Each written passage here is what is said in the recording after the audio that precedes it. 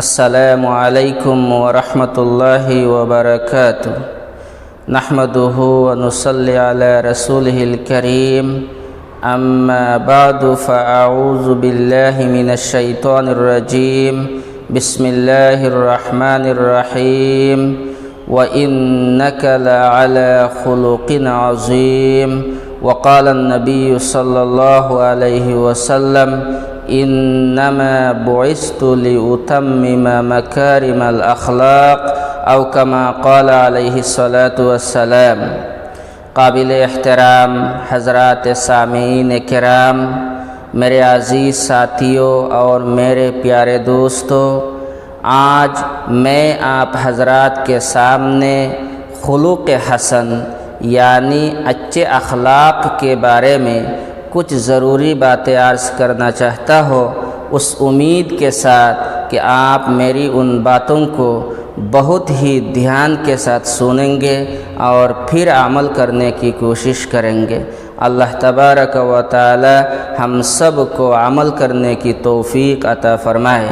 میرے دوستو، سب سے پہلے ہمارے لیے ضروری یہ ہے کہ ہم خلق حسن یعنی اچھے اخلاق کا مطلب سمجھیں۔ عام طور سے لوگ اچھے اخلاق کو morality, good character, good manner اور گڈ بیہیویئر سے تعبیر کرتے ہیں، اور کچھ لوگ سمجھتے ہیں کہ لوگوں سے میٹھی میٹھی باتیں کرنا اور لوگوں کے ساتھ مسکرا کر مل لینا، اس کو اچھے اخلاق کہتے ہیں۔ میرے دوستو، قرآن اور احادیث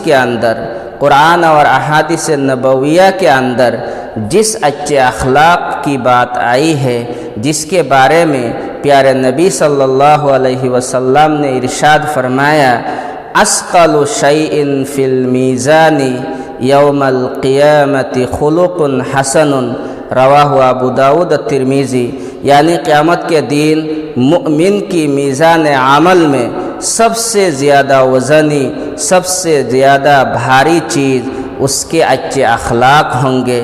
ایک دوسرے حدیث کے اندر پیارے نبی صلی اللہ علیہ وسلم نے ارشاد فرمایا، بعثت لأتمم مکارم الاخلاق، مجھے اچھے اخلاق کی تکمیل کے لیے بھیجا گیا ہے۔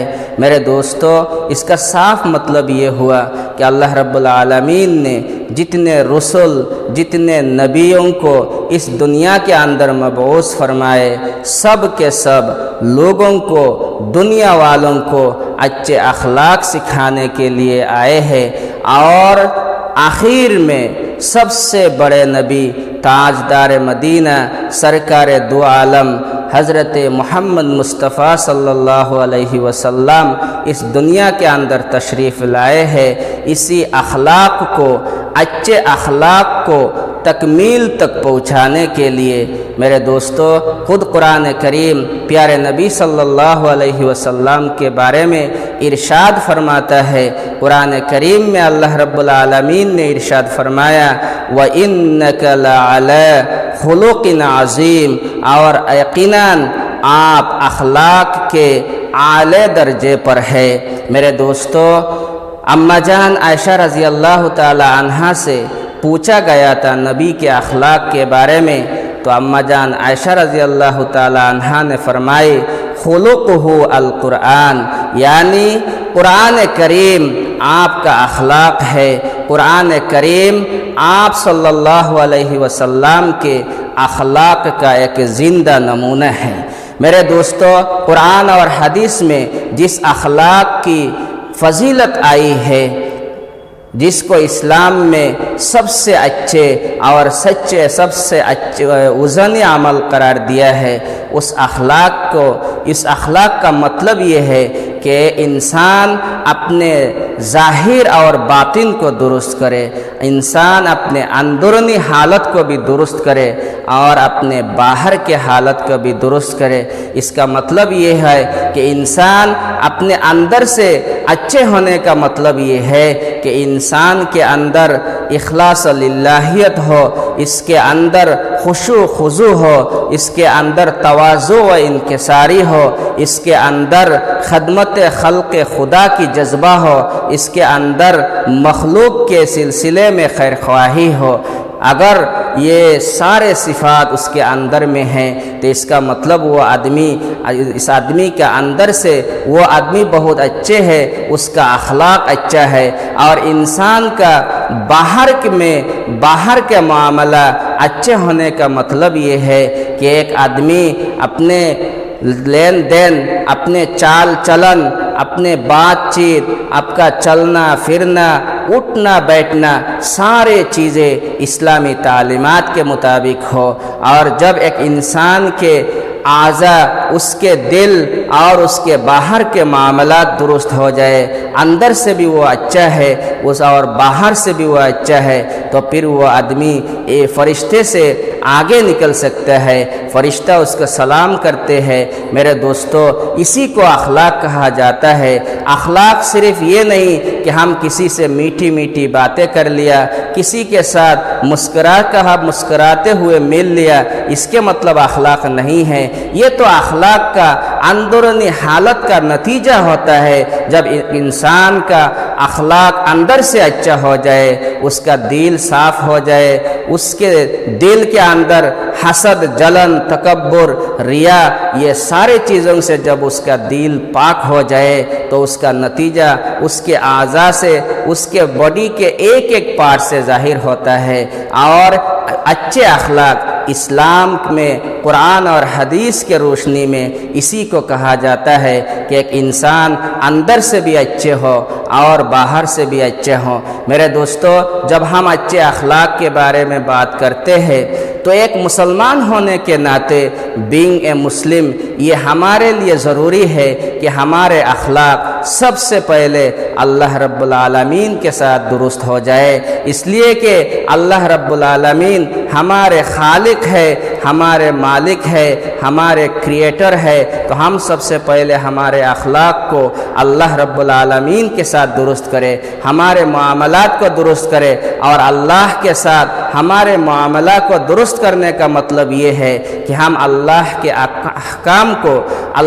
احکام کو پابندی کے ساتھ ہم اطاعت کرے، اللہ کے حکم کے مطابق زندگی گزارے، جو اللہ نے منع کیا ہے، جو چیزیں اللہ نے ہمارے اوپر حرام کیا ہے، ہم اس سے دور رہے، ہم ہر ممکن اس سے بچنے کی کوشش کرے، اور اللہ نے جو کرنے کے لیے کہا ہم ہمیشہ وہ کرتے رہے۔ میرے دوستو، اگر ہم ایسے کریں گے تو اس کا مطلب اللہ کے ساتھ ہمارا معاملہ ٹھیک ہے۔ اور دوسری چیز ہمارے لیے ضروری یہ ہے کہ ہم اپنے اخلاق ہمارے آقا، ہمارے مولا حضرت محمد مصطفیٰ صلی اللہ علیہ وسلم جو ہمارے نبی ہے، ہم لوگ ہمارے اپنے معاملات کو نبی کے ساتھ درست کریں۔ اور نبی کے ساتھ اخلاق کو درست کرنے کا مطلب یہ ہے کہ ہم لوگ نبی کے ایک ایک سنت کو ہم اپنے زندگی میں لائے، ایک ایک سنت کے مطابق ہم اپنے زندگی کو گزارے۔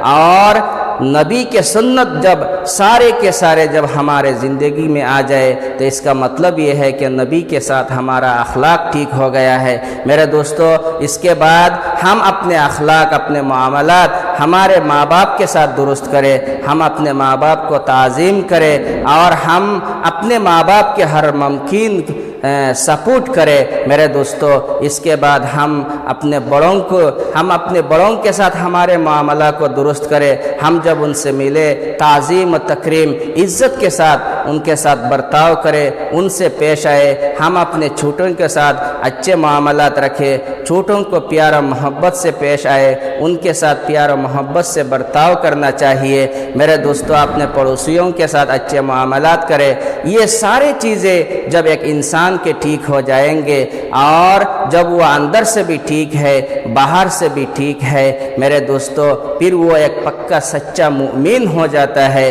اور اس کے چھوٹا سا چھوٹا اعمال جب وہ کرتا ہے تو وہ میدان میزان عدل کے اندر بہت ہی وزنی ہو جاتا ہے میرے دوستو۔ اسی کو یہ اخلاق کا صحیح یہی مطلب ہے۔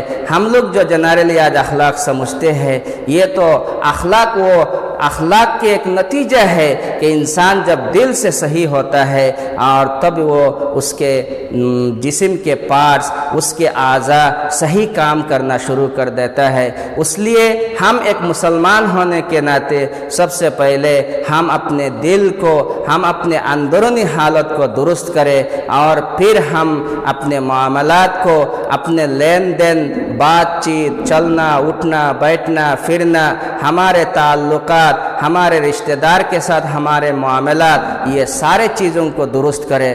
اللہ رب العالمین اگر ہمارے اندر یہ صفت پیدا ہو جائے کہ اگر ہم اچھے اخلاق والے انسان بن جائے تو پھر ہم اللہ رب العالمین کے ہاں مقبول ہو جائیں گے۔ اللہ رب العالمین ہمیں دنیا میں بھی کامیابی عطا کریں گے اور آخرات میں بھی عطا کریں گے۔ ہم امید کرتے ہیں، اللہ رب العالمین سے دعا کرتے ہیں کہ اللہ رب العالمین ہمیں اچھے اخلاق کو ہمارے اندر لانے کی توفیق عطا فرمائے۔ ہم انہی چند کلمات کے ساتھ اپنی تقریر کو ختم کرتا ہو۔ وآخر دعوانا ان الحمد للہ رب العالمین۔